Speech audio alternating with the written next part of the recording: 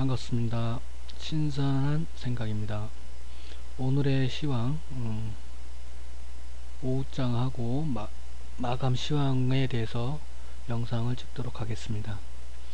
오늘 시황 제목은 내일은 월요일 갭10초를 노린 신규 매수 고려 중 이란 제목을 달았습니다. 오전장에 보면은 그 1188개가 상승을 했었고 장 마감에는 661개가 상승했습니다. 반타작을 했죠. 계속 줄줄이 흘러내렸습니다. 그 오전장에 제가 말했을 때 하락을 659개에서 하락을 하다가 1000개로 상승을 하면서 반등을 했다가 다시 조정을 줬는데, 이게 조정으로 해서 상단부 횡보를 할 것이냐 그냥 하락으로 갈 것이냐 그걸 관종을 하시라 그렇게 얘기했었죠. 그런데 보시다시피 987에서 755 하면서 쭉 가면서 661개로 줄어들었습니다. 하락을 했습니다. 자, 그리고 이제 오후장 뉴스를 보면은 1월에 대개 부분이 겨울방학도 12월에 뭔 말이에요 12월에 지금 글을 안 읽어봐서 모르겠는데 어쨌든 간에 졸업식을 1월에 한다는 얘기네요. 그럼 결국에 신학기 준비 과정도 빨라지겠죠. 그죠? 1월이 끝났어. 1월에 졸업을 하면 보통 보면 우리가 2월 달에 보통 했었잖아요. 그러니까 2월 하반기에 했죠. 졸업식을. 제가 기억으로는 우리 때는.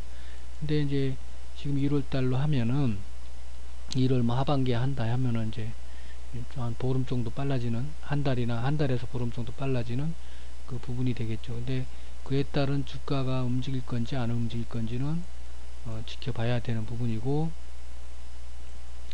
내가 어디선가 그 핸드폰으로인가 뉴스를 본 게 생각이 나네. 갑자기 신학기 얘기하다가 그 교육부 장관이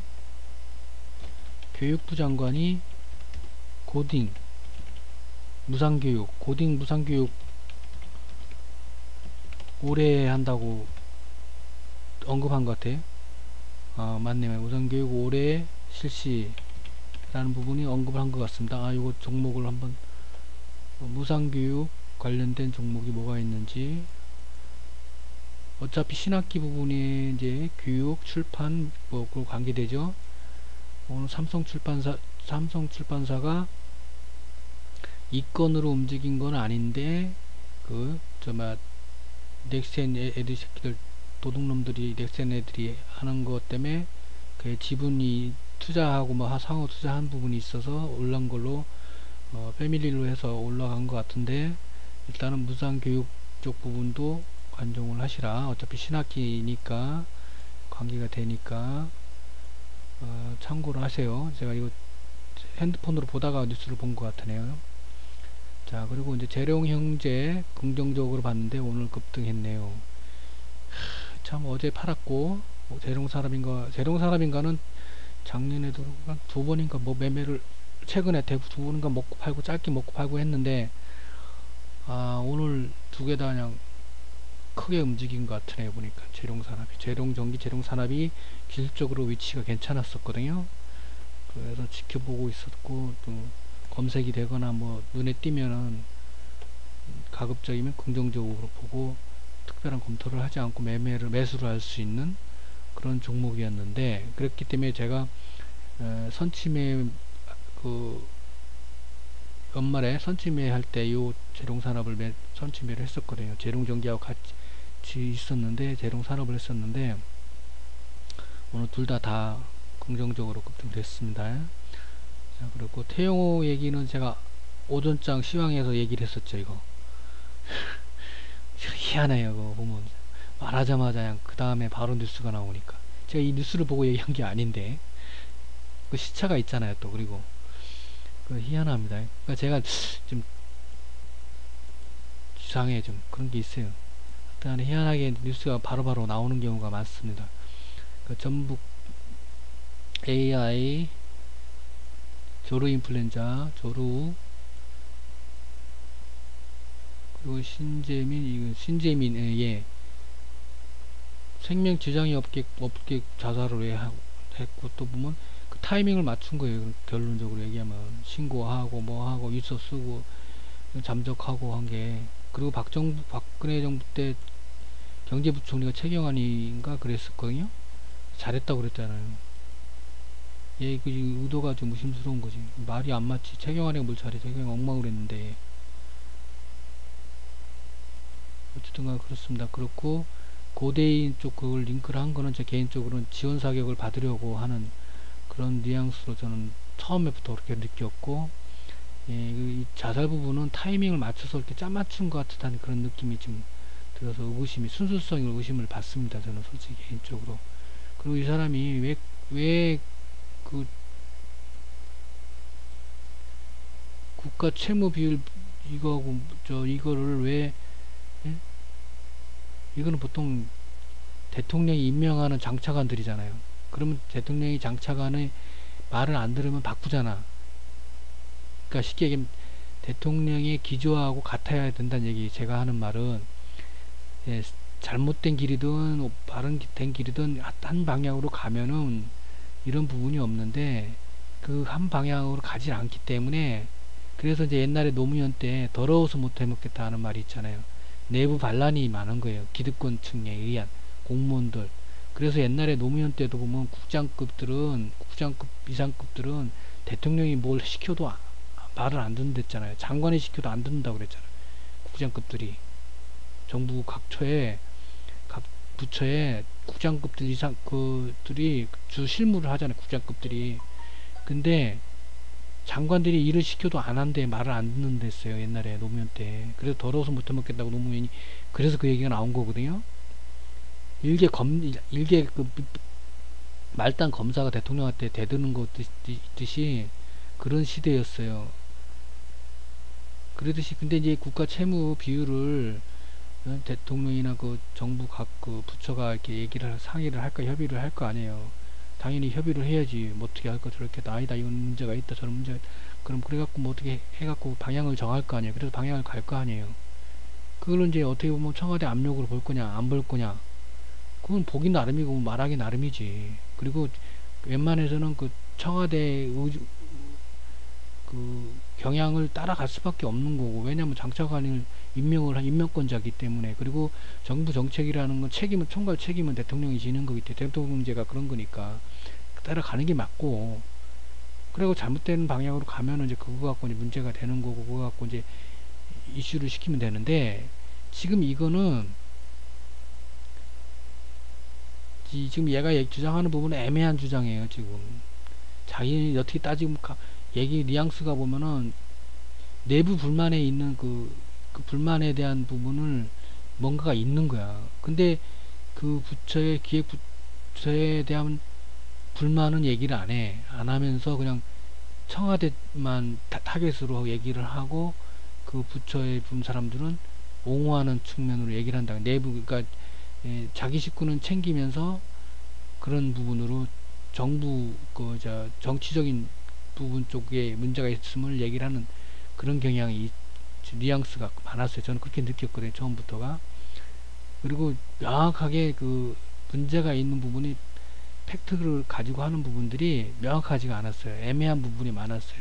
그래서 자기 불만성인 개인 불만성 부분이 일부 들어간 부분이 많이 느껴졌다는 얘기지. 제가 보기에는 이 내부 고발이라든지, 그 옛날에 삼성에 그 내부 고발하고 변호사 고발했는데, 그 변호사 출신이 그 삼성 비서실에 있던 그 사람이, 임원이던 사람이, 변호사 출신 임원인 사람이 내부 고발을 모든 서류 자료를 내보내고 했는데도, 그 사람이 감옥 갔나 그랬을 거예요. 그 사람이 처벌받았던가 하여튼 그랬죠. 오히려 제가 알기로.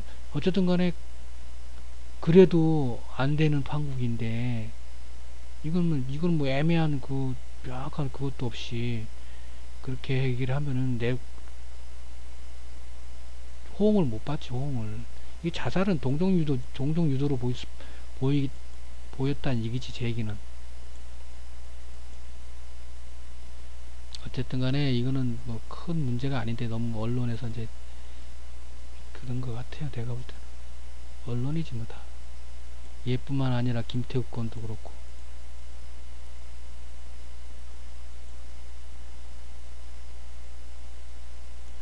자, 그리고 이제 저 장원테크도 어제, 그러니까 어제 팔은 종목들이 대부분 다 올랐어. 어제 매도한 종목들.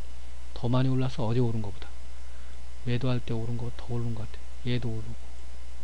다 대부분이 다 올랐더라고 보니까.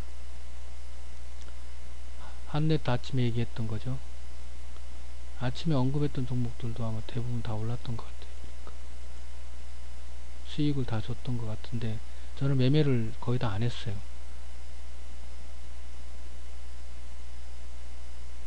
그 타이밍이 중요한 거기 때문에 타이밍을 제가 못 놓치면 매매를 잘 안 해요. 왜냐면 괜히 그래갖고 마음만 상하지. 그리고 이제 오늘 지수, 오늘 장 지수는 하락을 했으나 제가 보기에는 매매하기는 그리 나쁘지 않은 장이었다고 저는 봅니다. 왜? 이제 그 상승 섹터가 명확했어요. 그리고 상승한 탄력도 충분했고 풍부했고 그래서 어느 정도 있었기 때문에 나쁘지 않았다고 봅니다. 이 장이, 오늘 장이. 근데 이제 뭐 손해를 보신 분도 있을 거고 뭐 그렇겠죠. 저도 뭐 큰 어제보다 어제만큼의 수익을 거두지는 않았어요. 오늘 매도한 게 어제 반밖에 안 되니까 그런 부분도 있겠지만 수익이 어제만큼 이렇게 수익률이 좋지는 않아요. 어제만큼은.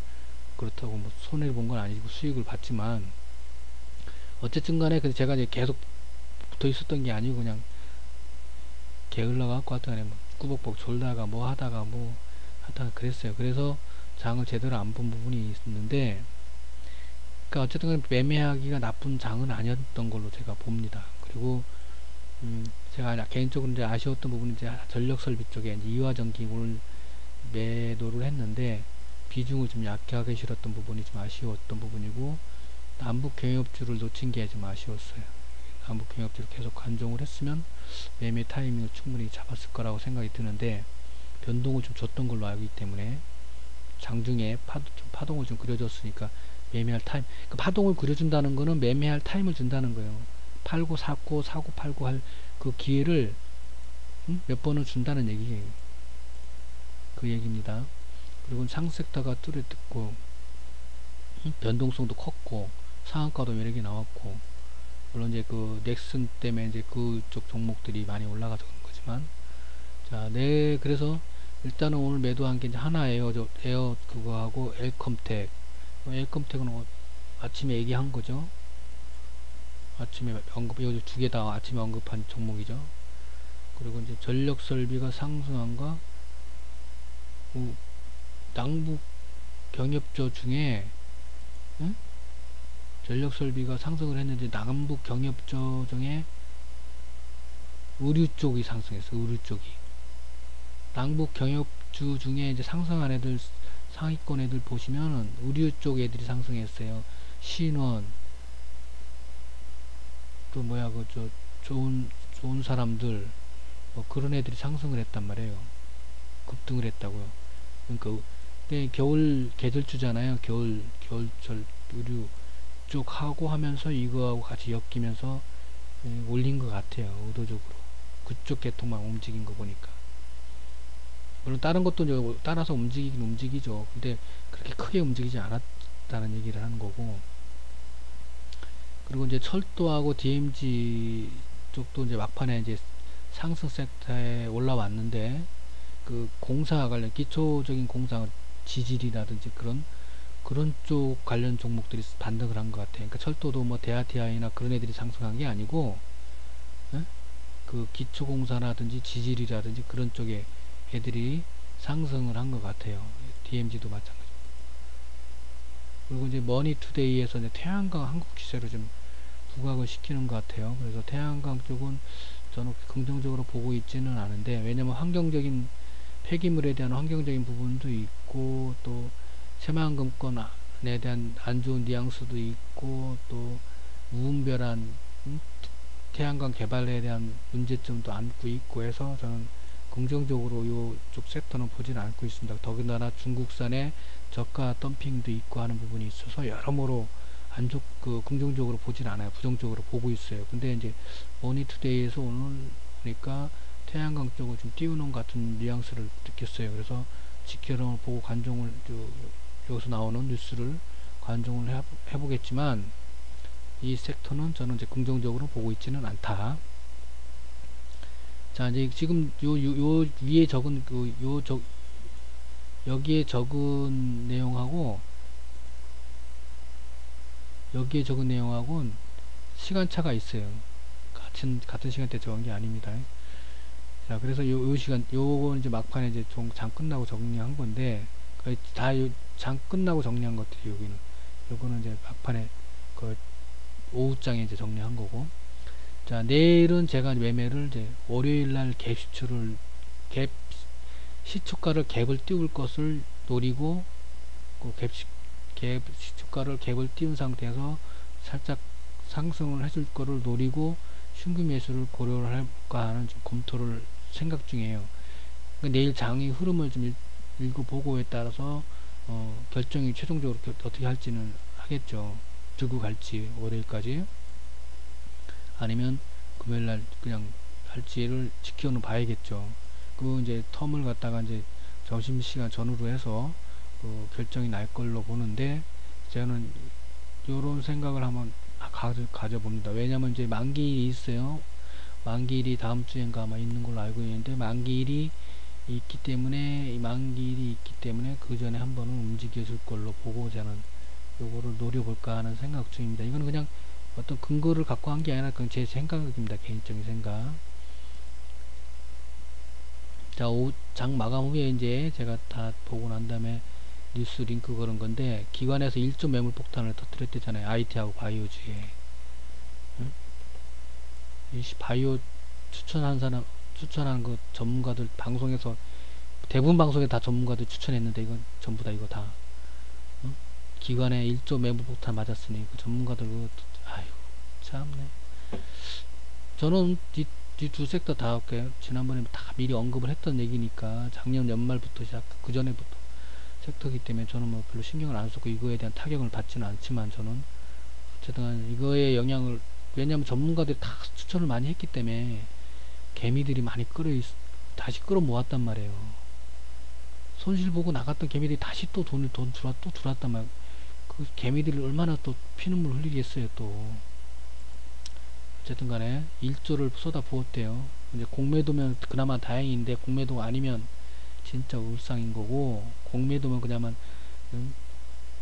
그나마 공매도이길 1조 매물 폭탄이 공매도이길 바라는 것밖에 없어요. 이 사람들은. 왜? 공매도는 상환을 해야 되니까. 하다못해 얼마라도 올려줄 거 아니에요. 넥슨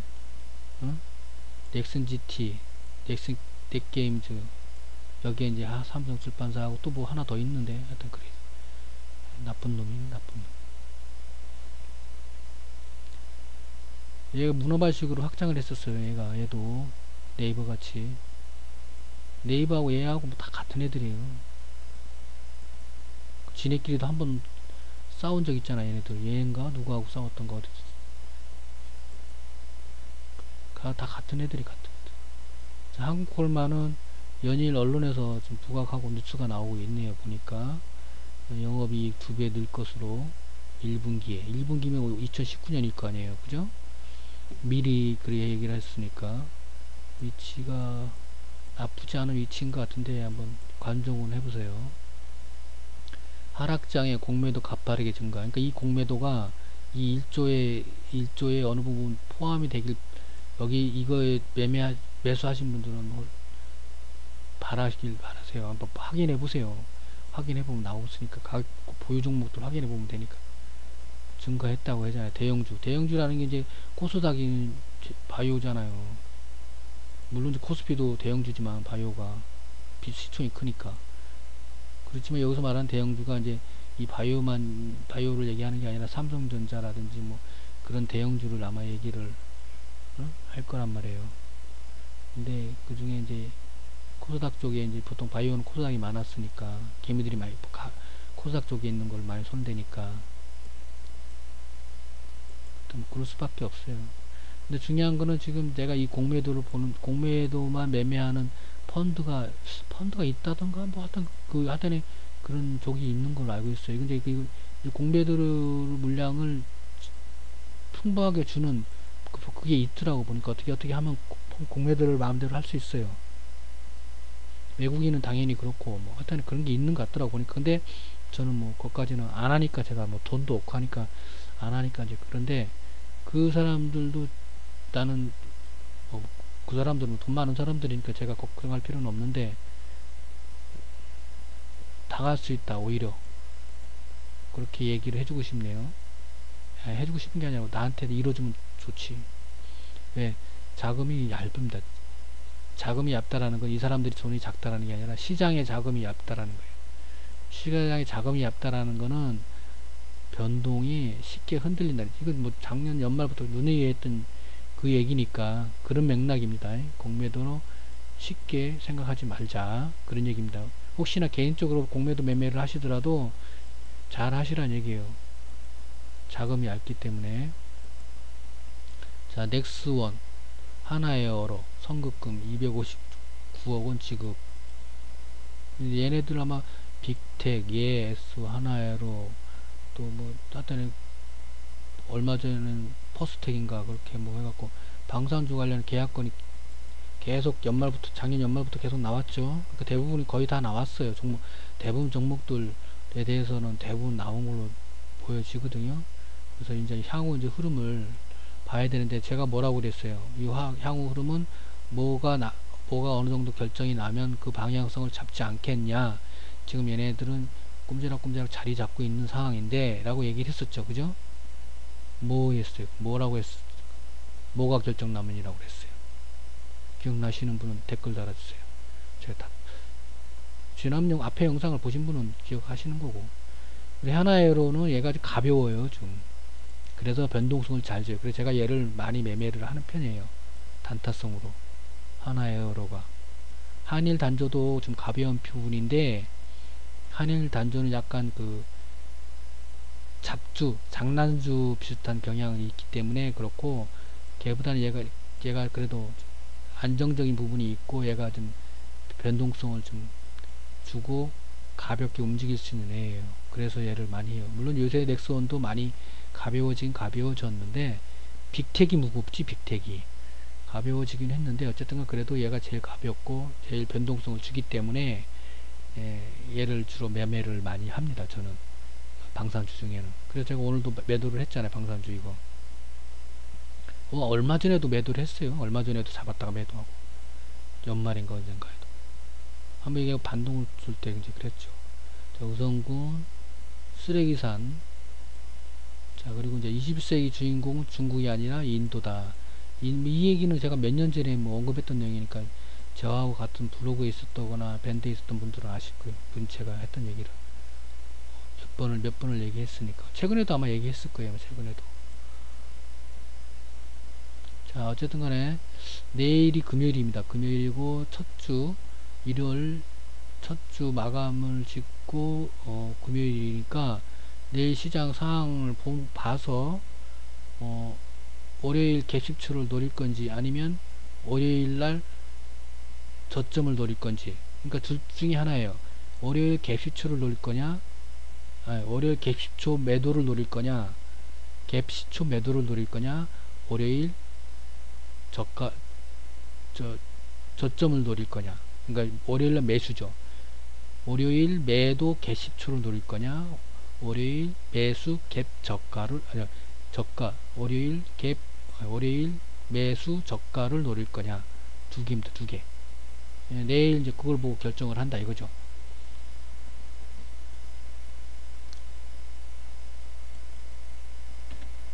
그러니까 이렇게 쓸게요. 월요일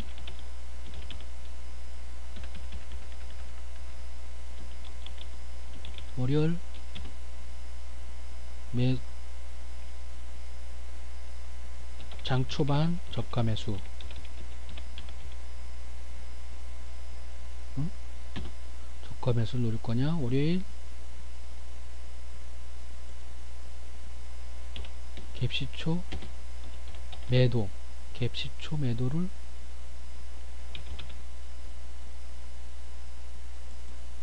노린 금요일 신규 매수 고려 중. 예. 자, 내일은 월요일 갭 10초 매도를 노린 금요일 신규 매수를 고려 중이다. 그러니까 말이 어렵네 이렇게. 그리고 월요일 장 초반 저가 아니면 그게 여의치가 않으면 장 초반 저가 매수를 노릴 것이냐. 그럼 돼.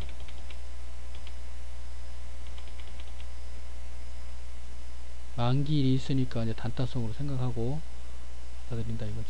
내일 월요일, 그러니까 내일 금요일 장을 지켜보고 한다 그런 얘기입니다. 자, 오늘 저는 뭐 수익은 큰 수익은 아니지만 일단은 수익으로 마무리를 지었습니다.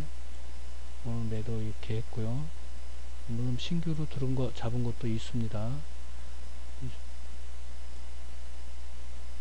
자, 오늘 장 마무리하고 내일 장 보시고 점심때쯤에 결정을 하시는 게 맞을 것 같습니다. 한 11시에서 1시 아무튼 뭐 점심때쯤 11시 이후에쯤이면 방향을 어느 정도 읽히지 않을까 싶습니다. 자, 수고하셨습니다.